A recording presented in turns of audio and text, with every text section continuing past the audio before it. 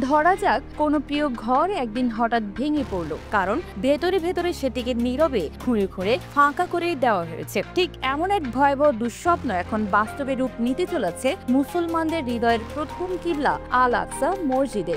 ইতিহাসে সাক্ষ্যবাহী এই পবিত্র স্থাপনাটির নিচে চলছে রহস্যময় খনন কাজ।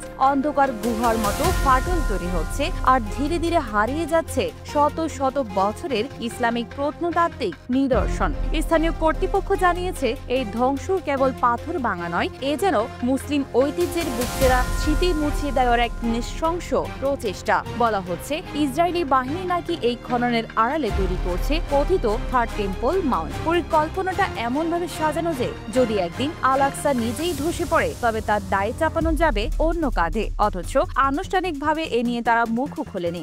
আনাদোলু এজেন্সির খবরে উঠে এসেছে, এই কাজ চলছে সম্পূর্ণ গোপনে। ফলে মসজিদের মূল ভিত্তি চরম ঝুঁকিতে পড়েছে, যেন অচেনা রাতের আধারে নীরবে এগিয়ে আসছে এক বিপর্যয়। উদ্দেশ্য স্পষ্ট, জেরুজালেমকে ইহুদিকরণের বাস্তবতা চাপিয়ে দেওয়া। এই ঘটনা নতুন কিছু নয়। 1967 সালে আরব ইসরায়েল যুদ্ধে পূর্ব জেরুজালেম দখল করে তারা। 3 বছর পর পুরো শহর নিজেদের মানচিত্রে জুড়ে নেয়। অথচ আন্তর্জাতিক সম্প্রদায় এই দখলকে কখনো স্বীকৃতি দেয়নি। 2013 সালে জর্ডানের রাজা দ্বিতীয় আব্দুল্লাহ ও ফিলিস্তিনের প্রেসিডেন্ট মাহমুদ আব্বাস এক চুক্তিতে স্বাক্ষর করেছিলেন। সেই চুক্তি অনুযায়ী জর্ডানকে দেওয়া হয়েছিল জেরুজালেমের পবিত্র স্থানগুলোর অভিভাবকত্ব ও সুরক্ষার দায়িত্ব।